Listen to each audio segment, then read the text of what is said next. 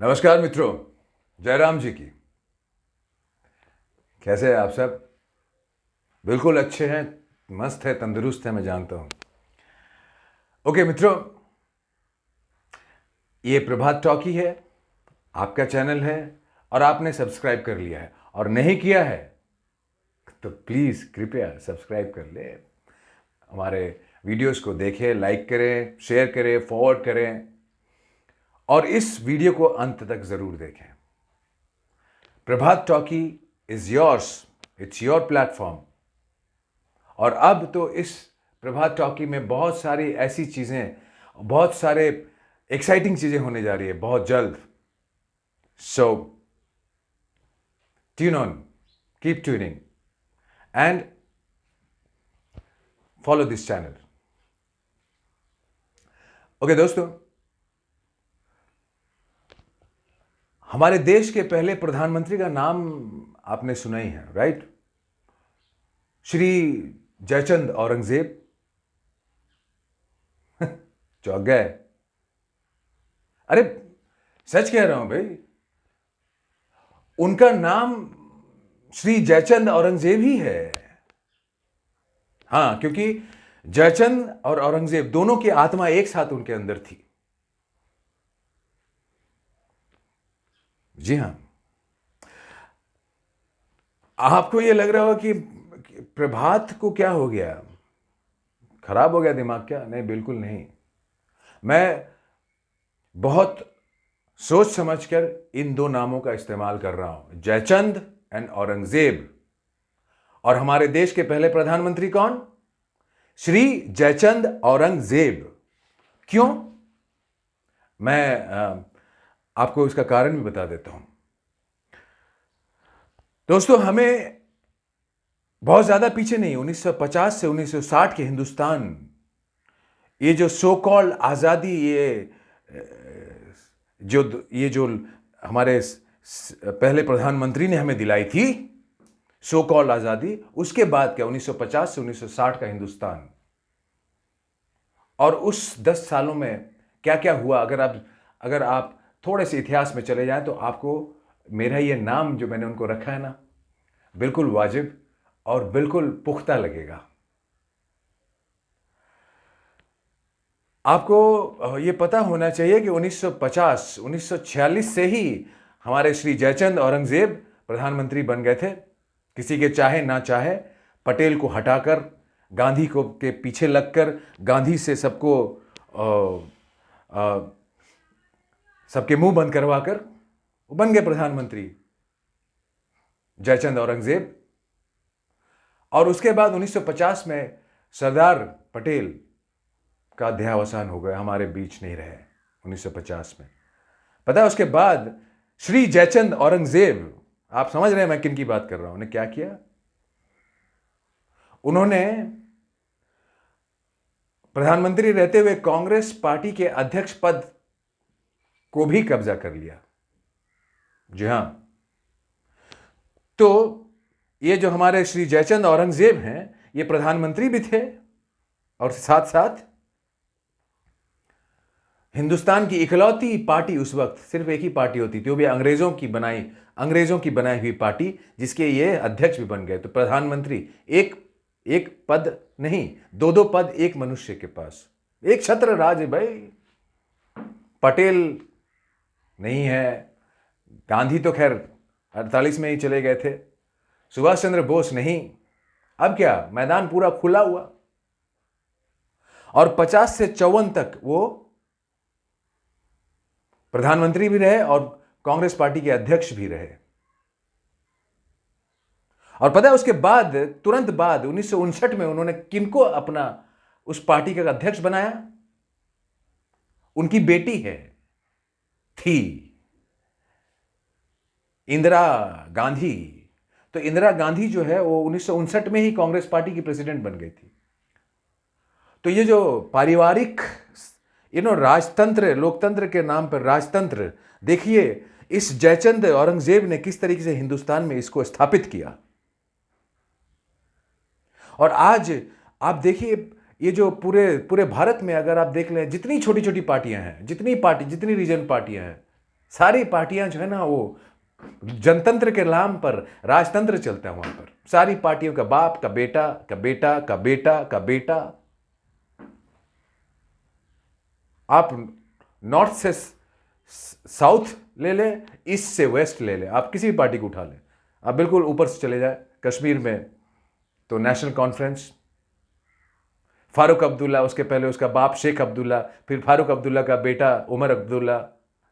दूसरी पार्टी वही कश्मीर की वो मुफ्तीज की पार्टी पीडीपी, बाप बेटी बेटी बेटी।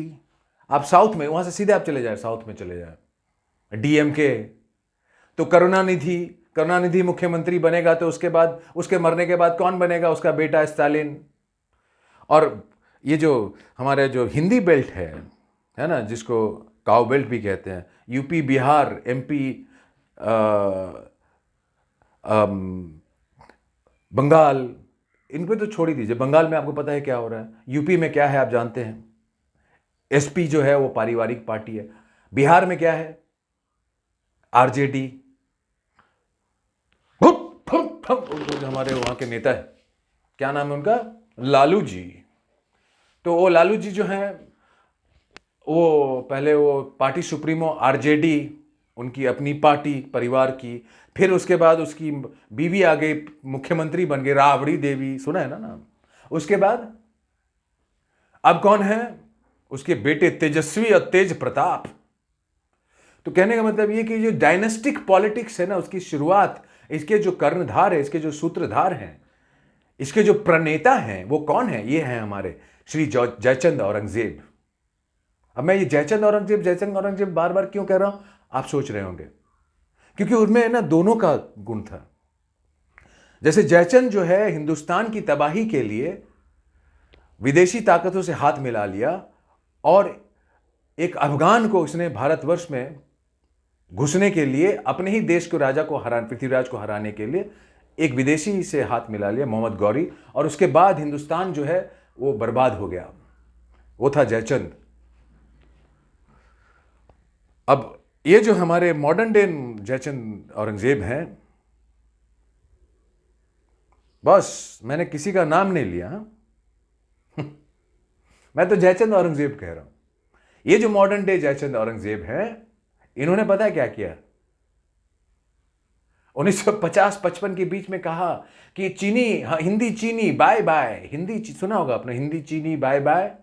चाइना को कहते हैं कि हम शांति प्रिय देश हैं, उन्होंने तो एक वक्त ऐसा भी कहा था कि हम अपने देश से सेना हटा लेंगे, हम सबको सेना नहीं चाहिए, हमें लड़ाई नहीं करनी है, पंचशील और पता नहीं क्या क्या। तो उस समय इस जयचंद औरंगजेब ने चाइना को कहा कि नहीं, हमें संयुक्त राष्ट्र यूनाइटेड नेशन की हमें परमानेंट मेंबरशिप नहीं चाहिए, आप ले लीजिए। आपको पता ही है, चाइना को परमानेंट मेंबरशिप यूएन में जो मिला हुआ है, वो हमारे ये जो मॉडर्न डे हमारे जो पहले प्रधानमंत्री है ना, उनकी कृपा है, उनकी वजह से। और उसके तुरंत बाद चाइना ने पता है क्या किया, सभी को पता है, हिंदुस्तान में उसने अटैक किया और आधा लद्दाख लेकर चला गया। ये हमारे महानुभाव जो है जयचंद औरंगजेब, उनकी वजह से हुआ। आज जो हम लोग फिर से यहां पे देश में चर्चा हो रही है, जो हमारे संविधान में है, क्या है कि सबके लिए समान अधिकार, सबके लिए समान कानून, समान आचार संहिता, आदर्श आचार संहिता, यूनिफॉर्म सिविल कोड, राइट। ये जिसकी लड़ाई हम अब तक लड़ रहे हैं, इसकी व्यवस्था संविधान सभा में जब संविधान को गठित किया जा रहा था, उस वक्त जो वहां के सदस्य थे, उन लोगों ने कह दिया था कि हमारे देश में समान आचार संहिता होनी चाहिए। पता है उसको रोकने वाला कौन, अभी तक क्यों नहीं लागू है? ये हमारे जयचंद औरंगजेब। और पता है उसने क्या किया उसके बाद, 1953 में वो एक नया कानून लेकर के आया, हिंदू कोड बिल,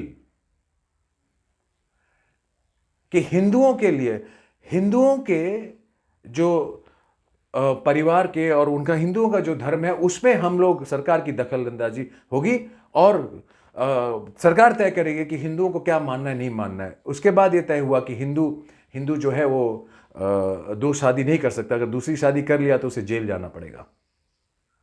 तो ये बात हुई कि हाँ, तो फिर ये पूरे देश में होना चाहिए। तो इस जयचंद औरंगजेब ने कहा नहीं नहीं नहीं नहीं, हम लोग शरिया में हाथ नहीं लगाते हैं, हम लोग मुस्लिम धर्म जो है उस पर हम छेड़छाड़ नहीं करेंगे। तो इसलिए वो उसके बाद लेकर के आया मुस्लिम पर्सनल लॉ। समझ में आया? वो शरिया के अंतर्गत ये है कि वो इस्लाम जो है, मुसलमान इस देश के अपने शरिया के हिसाब से चल सकते हैं। वो 15 साल की लड़की, 13 साल की, वहां पर शादी की उम्र जो है वो, हिंदू अगर कोई 18 से नीचे की उम्र की लड़की से शादी कर ले तो उसे पॉक्सो एक्ट में जेल डाल दिया जाए, जेल में डाल, क्यों, नाबालिग है वो। पर इस्लाम, मुसलमान जो है वो 15, 13, 14 साल की लड़कियों से शादी कर सकते हैं। इसलिए आपने सबको पता होगा आप लोगों को कि हैदराबाद से बहुत सारे आते थे शेख, बाहर से आते थे शेख जो हैदराबाद जाकर के हैदराबाद में छोटी छोटी लड़कियों को शादी करके ले जाते थे, अरब। सुना है ना? 12 साल 13 साल की लड़कियों। क्यों? क्योंकि हमारे जयचंद औरंगजेब ने कहा नहीं नहीं नहीं, हम लोग धर्म के, शरिया में, इस्लाम के, उनके धर्म के मामले में हम हस्तक्षेप नहीं करेंगे। तो फिर ये हिंदुओं के धर्म के मामले में हस्तक्षेप क्यों?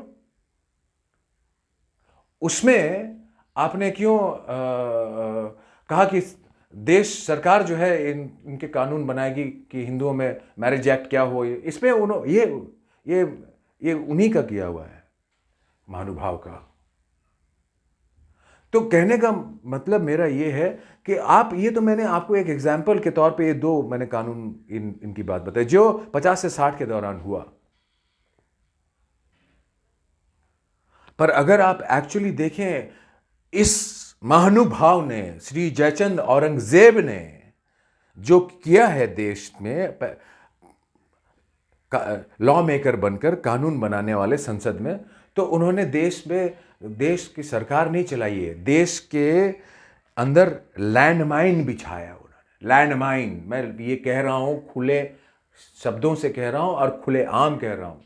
उनकी सारी पॉलिसीज, उनको तुष्टीकरण अच्छा लगा, अपीजमेंट पॉलिटिक्स के करता धरता ये हैं हमारे जयचंद औरंगजेब।